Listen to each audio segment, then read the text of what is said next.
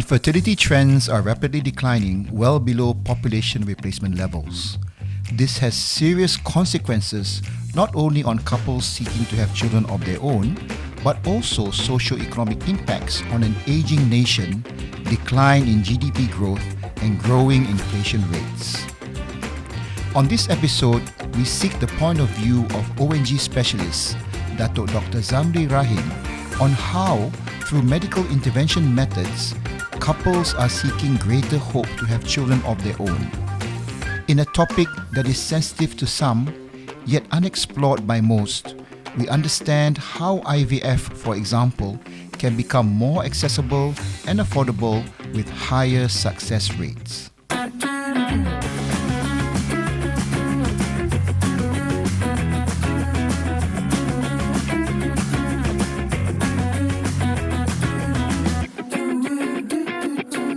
Assalamualaikum warahmatullahi wabarakatuh, and welcome to yet another great episode we've prepared for you on Cuba Cerita.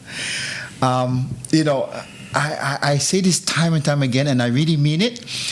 Whenever we have these episodes and I get an opportunity to invite special guests, it's also an opportunity for me to rekindle old friendships. So today is another opportunity for me to actually have an abang of mine from my days in University Malaya, UM, in second college to be clear. So gang second college, floor A100. I sebut nama sikit lah, Mak Dia, Brong, Rashid, Wakli, arwah Wakli lah ya. Of course Syukri and all the gang lah. Minta maaf lah kalau tak dapat semua nama, but we are here because I've got my Abang Zamri, Dato Dr. Zamri Rahim, who is one of the country's senior ONG specialists, and he's currently residing and practicing in the Avisena Women and Children's Hospital here in Shah Alam. So we actually are in his room today. So Assalamualaikum, Abang Rahim, Abang Zamri, Abang Rahim pula. Thank you so much lah, Abang, for having us. You know, it's an honor lah. You know, you are one of those respected graduates from University Malaya who have gone on your career, become a specialist, become a renowned specialist on top of that. Now, as you know, Cuba Cerita ni is all about an opportunity for us to learn and gain insights into professionals like yourself, but at the same time, some of the topics that we do cover are topics we won't hear every day. So, you are a reproductive medicine specialist. Of course, you specialize in IVF, which is becoming even more popular nowadays. But I think maybe I want to understand your knowledge and pick your thoughts about what is the big picture. And I know you shared some information. I'd like you to share it with the audience. What is the big picture about how, IVF is an approach, but how today we are needing to address declining population numbers, for example, and what are the social economic implications? Yes. Okay, Assalamualaikum warahmatullahi wabarakatuh. Thank you, man. Okay, the thing is that we know that country, kita, Malaysia, and then we are facing fertility problem. Okay, fertility problem actually it occurs throughout the world. Okay, in Malaysia, maybe about 10 to 15% of our population faces fertility. In the world, maybe about every one in 6 will have a problem, of conceiving. So what happened is that Department of Statistics Malaysia, they just recently do a study and they publish saying that Malaysia, we are now actually about the year 2022 has the lowest fertility rate over the past 50 years. So maknanya kita punya kadar penggantian kita not enough. So from 2013 we have been declining until what? So the replacement rate actually is about 2.1. So what happened is that from 2013 we have reached about 1, and then now 1.7.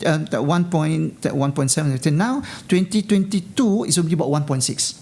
Maknanya tak cukup the repayment. So what happened if we don't have enough people, You see, that is right. We have an aging population. So there was a graph they call the pyramid produced by DOSH, the DOSM, Department of Statistics Malaysia. Dia kata by the time 2030 we will have banyak aging population compared to the productive group.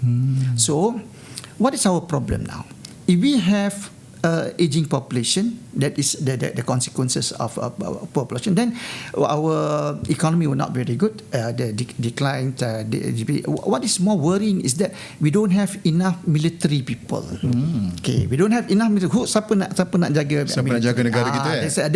That is okay. Besides, okay, we will have inflation, and then on top of that, we will depend on immigrant for ourselves, which is not It's good. happening now. That is where our problem is. So now, why is it happening like this? Okay, kalau kita banding macam zaman dulu kan, mak kita ataupun bapa kita tak ada problem pun.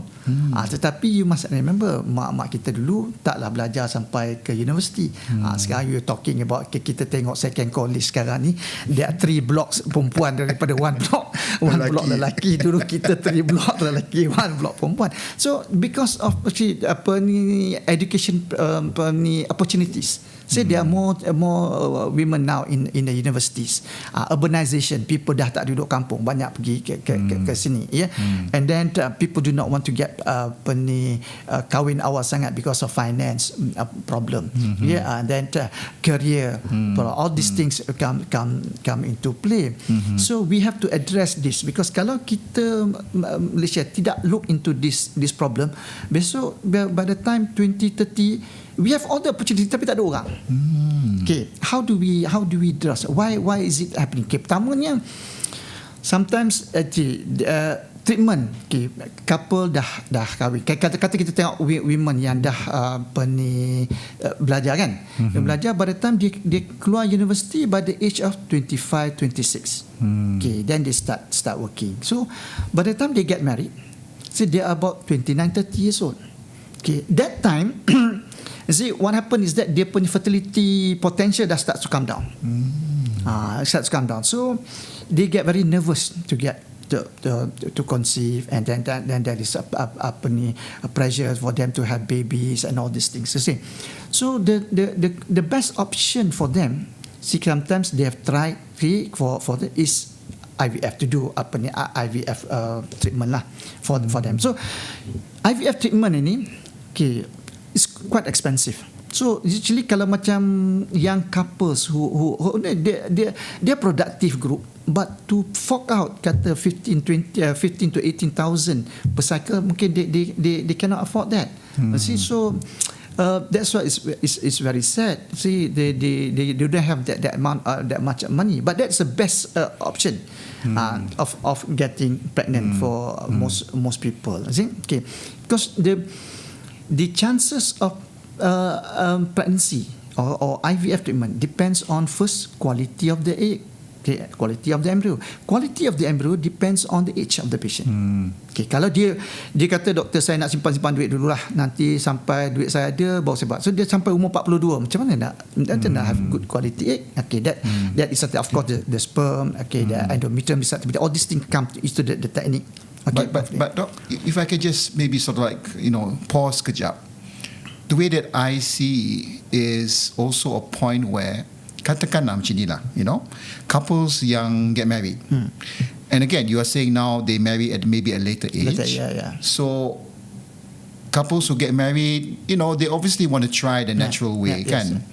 So are we saying that maybe, for example, not because we're looking for a fault, tetapi young couples, maybe after a short period after marriage, at least have themselves tested.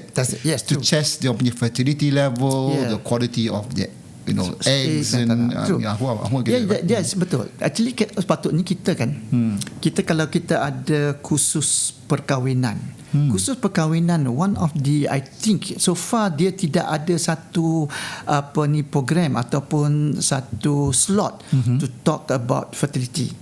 That should be that, so that couple who get married, they will know that okay, I'm going to get married. I'm going first thing, I hope I can get pregnant. Okay, if let's say I fail within 6 months or then where do I go? How do I test whether I'm okay or not? Or they can even do the test before they get married, so that they will find okay ini apa ni way of doing it and who to see and what, so that they don't waste time. But maybe again your experience with doing this for so many years, is there, for example, a phobia also of maybe discovering what they don't want to discover? You know how it is, kan? It's very personal. True. Yes, it's very personal. You see, because you see, macam kita just see what are the consequences of not having child.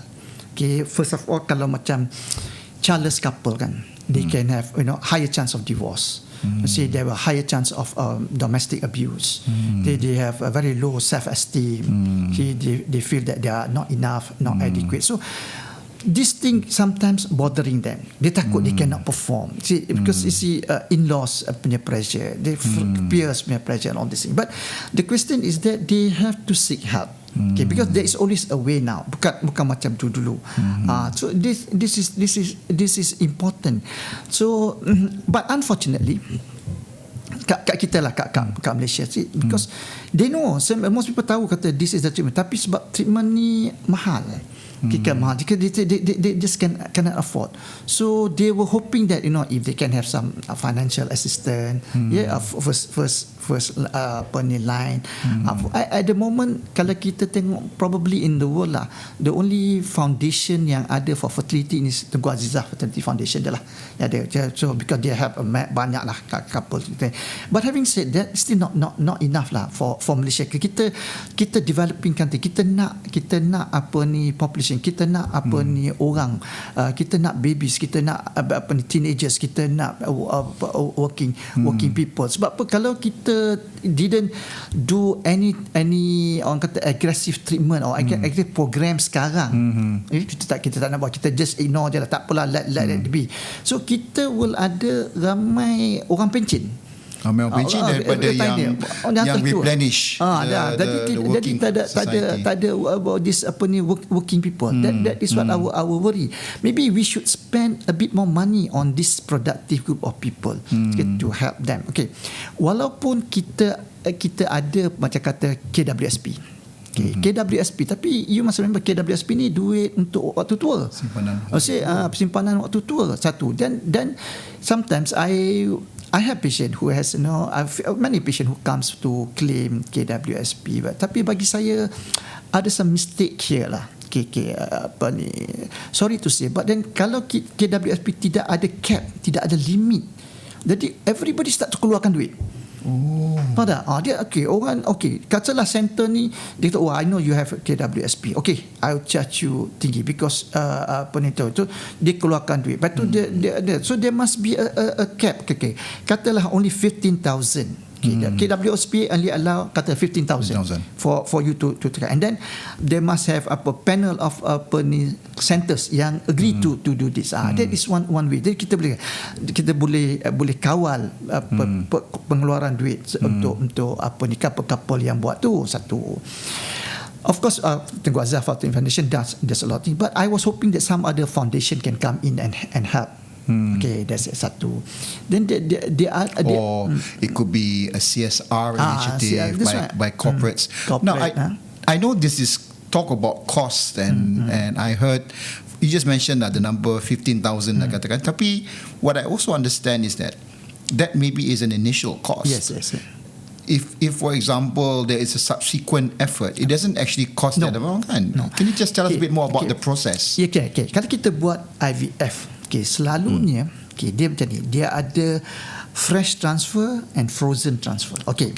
The first cycle tu will cost you maybe about 15,000 or 18,000 dengan injection, dengan ovum pick up, dengan freezing.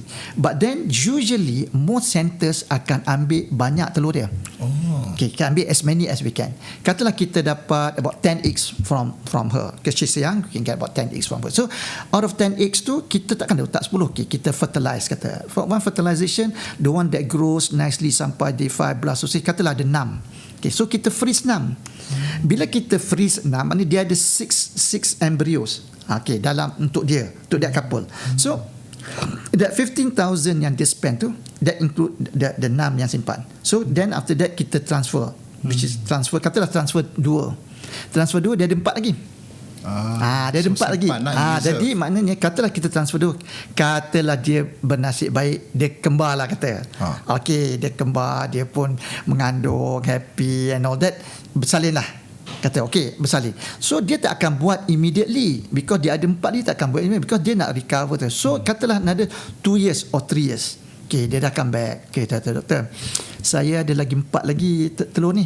Do I have to go through again that? No, you don't have to go through again, because you have had dah simpanan dah ada, frozen embryo dah ada, and the frozen embryo can be kept for for so long. Kita tapi of course there is a limit in every centers will have the limit lah, because you have to pay for the frozen treatment kan. Jadi for the freezing. Jadi apa yang kita buat, kalau kita ambil egg dia yang saya kata, kita hanya bagi dia, kita panggil frozen embryo transfer protokol, which is much cheaper, sebab itu hanya makan ubat je untuk prepare dia punya rahim, prepare. Dan dah tu it might cost you about 5,000 to 6,000. Jadi most couple can afford this.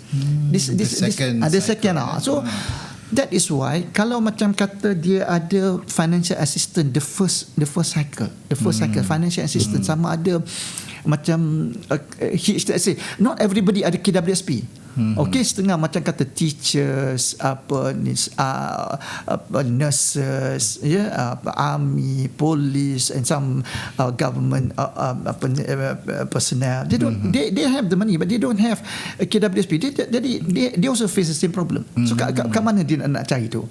So sometimes in this group of patient, kita actually Malaysia ada banyak duit sebenarnya. Kalau kita cakap tentang pusat zakat lah, kata kita cakap zakat betul lah, dia kata duit asnaf. Tapi kadang-kadang zakat tu dia punya collection lah, kata umpama macam kata baru ni dia announce pusat zakat wilayah kan, sampai 1.2 billion dia collect. 1.2 billion tu apa? Okay, betul lah you bagi asnaf, tapi definitely you ada some extra duit. So kalau extra duit ni bagi untuk orang-orang yang produktif, yang memerlukan untuk menambah ke rumah, untuk tambahkan anak.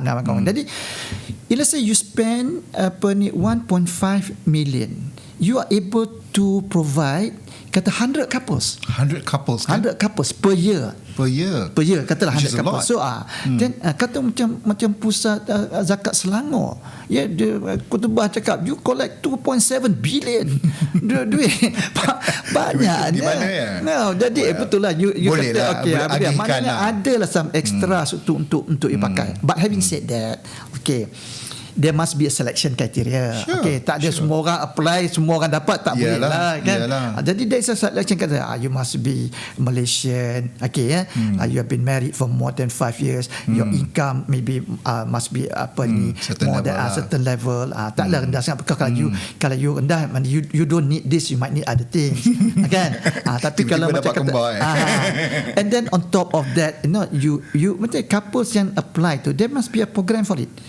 Program for it. Maknanya there must be a collaboration between zakat punya tu, zakat Selangor ke, zakat wilayah ke, dengan center, a few centers ke, buat program. So centers ni kena agree juga.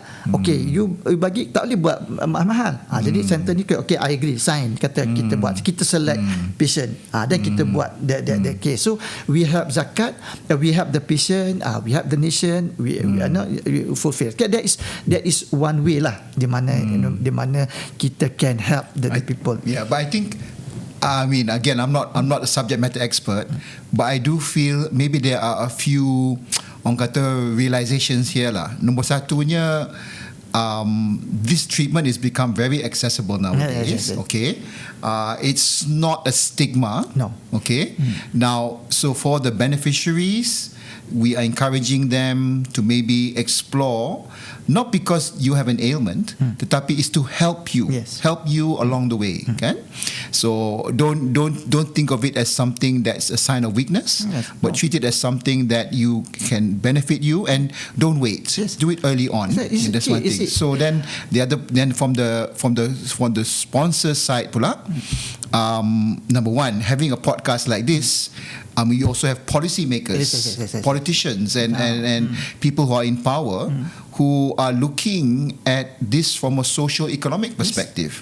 Jadi kalau katakanlah ada policy, in fact I remember Dato, dulu masa zaman-zaman 80-an, we always masa tu Mahathir was first time Prime Minister, kita ada kan, but even there was a plan to increase the population to like 70 million. And in those days I think our population baru nak mencecah 20 masa tu sikit sangatlah.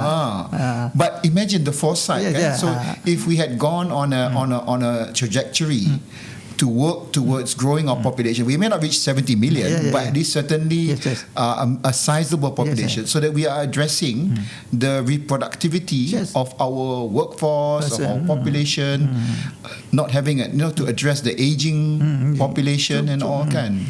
By the way, I wanted to ask you also, I mean, maybe this is past experience of yours, tapi also when a man and his wife come to see you, katakan, I also understand statistically it's not either one or the other. It's actually quite balanced in terms of reasons why they're having difficulty. When they come to see me to seek for this treatment, the first thing I would say, we are not here to find who's right or who's wrong. First thing, not fine. We are here for joint venture project. This is a joint venture. you, your wife, me, my nurse, my employee. We are joint venture project. So you must remember that. And I must put it that the statistic is sama. You are 35% male problem. There are 35% female problem. There is about 30% combination, and there are also a small percentage where we do not know. So kita kena cakap tu. So the things that bila selalu kita buat test, kita akan buat both test. Maknanya kita buat the ovarian reserve test for the wife and the seminal analysis for the husband. Then kita will discuss which is what. Sometimes macam ovarian reserve test, dia takut, doktor saya ni apa ni sengguguk lah, endometriosis, dah kena operation, tak ada ketelur lagi. So when we do the test, we must tell you, memanglah, does your test appropriate to your age? You might be 36 years old. When I do the test, the ovarian reserve tells me that you are 40 years old. So maknanya you kena cepat. But that does not mean that you cannot get pregnant. It's just that the ovary, your reserve, is getting less. Betul tak? Begitu juga kalau kita test the male. You see, your count might be 95 million, but all dead. jadi you cannot be so. Shouldn't be laughing. Sorry. Dah lah, I mean, this is fine. So kita kena tengok at the count, tengok at the motility, kita tengok at progressive, all these things. But it's okay, because bila kita tengok this thing, then kita offer the treatment. So you see, I when they come to, I tak nak buat very stressful sangat. So I cakap to make the things lively, because at the end of the day, what is important for the couple who seek treatment, dia kena faham why they do. Dia bukan macam orang patah kaki, patah tangan, everybody tahu dia patah kaki. Sihat dia kau dua orang ni, siapa yang tak dapat kan? Itu yang they get very upset. Stress, kan? They get very, and nowadays the stress is not just by the couple, it's also by the parents of the couple. Dia pun nak sebut bila nak dapat cucu kan. Then pergi majlis, dah kahwin bila nak dapat anak, dah dapat seorang, bila nak dapat nombor dua. It's like never ending. Itu sebab sometimes couple ni tak boleh nak susah nak kahwin, sebab the cost of kahwin is so expensive. itu sebabnya saya kata masa zaman COVID ramai orang kahwin. So, ramai orang kahwin, ramai dapat anak. Itu sebab orang tak bergerak, everybody work from home. So now we should reverse the policy, everyone work from home, increase our population. So that's why I was say kan, kita pergi kenduri kan, kita tengok besarnya kenduri ni, bapaknya yang kenduri ni bukan untuk anak lagi. Itu bapak baik bayar RM15,000 dah buat test terus. Bapak punya invitation daripada kindergarten sampai universiti. So kita pun sama, okey. Kata ajak kan kecati. Itulah. So that is where the thing. What I'm trying to say that is one part lah. But I mean on a serious point kan, I think the policy maker must look at this. Now kita punya country, if we got not enough people, we would depend on immigrant. Then we will have social problem. See, there's a knock-on effect lah. By the time kita nak chase away the immigrant macam Trump buat susah lah juga sebab dia dah blend into that. Itu jadi kan what I'm trying to say is that somebody has to really look at it. Even macam kata corporate people kan, corporate people should look at it. Okay, betul. LHDN bagi tax relief to individual kat 10,000. Tapi you must remember, individual yang dapat tax relief, you must spend first the money, then they dapat. So they cannot afford. Tapi kalau katalah this tax relief for the individual, okay, then kita bagi pada corporate. Okay, for example, I duduk Selangor kan. The best example selalu some of my patient is from PKNS lah. PKNS. Kata PKNS, pada kau duk sponsor orang main golf sampai 2 juta. Cycling ke? Sorry dah Dato' Muhammad Abbas Sebab dia sponsor letak kat billboard dia kan. Letak berjuta situ. Apa duit tu bagi dekat staff. Jadi kalau dia kata okay, alright, I will sponsor my staff who has the problem. But then proper collaboration with the center. Okay. And then kalau dia sponsor, then that tax from the individual can be transferred to dia, so dia boleh have corporate tax. Satu. Yang kedua, and then dia may argue say, bagi kau kahwin, bagi kau anak kan kau berhenti kerja pula. No lah, then you must have a proper agreement. Okay, I sponsor you, sign a contract with me for at least 5 years. Jadi you don't lose staff is happy, they can have a family, there's something to look forward to. Then they work harder because they want to raise up a child. No, I think the reasons for doing it is not an issue. Because it's part of even the CSR, part of the employee benefits. But I think again, it comes back to awareness. Sebab kalau katakanlah, if corporates are constantly looking to how to improve the employee equity. So if this is an issue, and it's an area which they can do something about it, sebenarnya the cost is not a lot. No, it's not. It's just actually being aware and maybe even knowing how to go about doing it. I'm not blaming anybody. I'm not blaming anybody. Because kalau you aware, satu, and then you know that you're going to spend correctly and properly, and you tahu kata okay, the where your money goes to, and then it is justified. Okay, of course they say it's a win-win situation. The country wins, the company wins, the employee wins. You see, so everybody wins. So the thing is that what I'm trying to say if we don't look at it now, kita ingat okay, biarlah whatever it is. But by the time 2030 or something like that, kita start we got not enough. You see what Singapore is facing now. Kan? Dia orang very very worried because they got nobody. Kan? Dia dah tahulah, dia orang anak seorang semua belajar pergi Harvard. Lepas tu tak balik. So they got their way out. So kita tak consider migration lagi. See?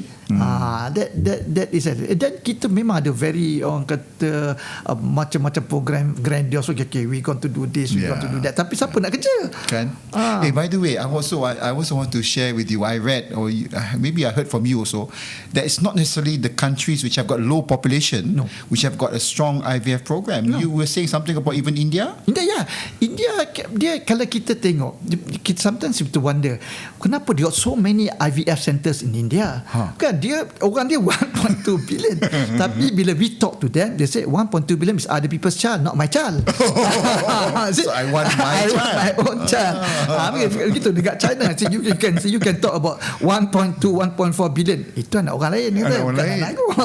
So I want my own child. So that is why the centers are booming. Begitu juga kita Actually kita nak ramai ummah, kita tahu kan, Muslim kita nak anak, tapi that's why we have to work for it. So that kalau kita tengok, we talk about global lah, which country give you macam kata free IVF center? Ada. That's surprising. The country yang bagi is only Israel is the only country in the world that bagi IVF free untuk public, under the public untuk public. Even kalau dia private pun dia pay very minimum $150 kata. Wow. Itu dia, because that is they have the biggest fertility production about 3.6 per year compared to any other European countries. 3.6 children per family. Kadang kita because their vision is different. Itu sebabnya the vision is different, because they are obliged to get pregnant. So kita sometimes kita tengok the whole thing. Some countries dia memang ada insurance program. Insurance, but most countries tak ada, because they insurance business lah kan. Gitu. But if there's a good, I'm not saying good policy maker lah, it's not right. If any good policy maker can look at this and take up this issue, I'm sure ramai yang nak tolong, because at the end of the day the nation will benefit. Nation will benefit. You cannot say, macam tu you need the private center. No, it's not that. You see, once the couple ada anak, you can see the joy, the joy that they have, different daripada even the first the joy of the grandparents also. Tambah kos lagi. But anyway, I also want to draw attention and again praise to Yang Maha Mulia Tunku Hajah Aminah Azizah Maimunah Iskandar, the former Permaisuri Agong, because I understand her foundation has been around for many years, is doing great strides, and and of course it's something that has been personally motivated. So alhamdulillah, so maybe inshallah there are other foundations that can now look into this as an area that they can also provide philanthropy support. Looking at another set of patient, a group of patient, macam kata patient yang doesn't have much help, tidak ada KWSP, kan, maknanya the income just in the household income about 7,000. Memang kita nampak 7,000 tu banyak, tapi kalau macam for productive group ni dengan dia spending, they're not enough. Itu I was hoping for that. So actually at the end of the day, conclusionnya ialah somebody has to look into this lah. Okay. So bang, I mean, as I sit with you, we are laughing, but it's a very important and serious matter. And thank you so much for sharing this. If we were not here, if we didn't have this podcast, benda-benda ni semua kita takkan faham, So and congratulations to you. It's almost 20 years now with Avisena. You still look as young as ever. For information, we used to be tennis partners. But anyway, thank you so much again, Dato Dr. Zamri, Abang Zamri, roommate. Terima kasih sekali lagi kerana jasa, and I hope that through this podcast, your role will continue to flourish.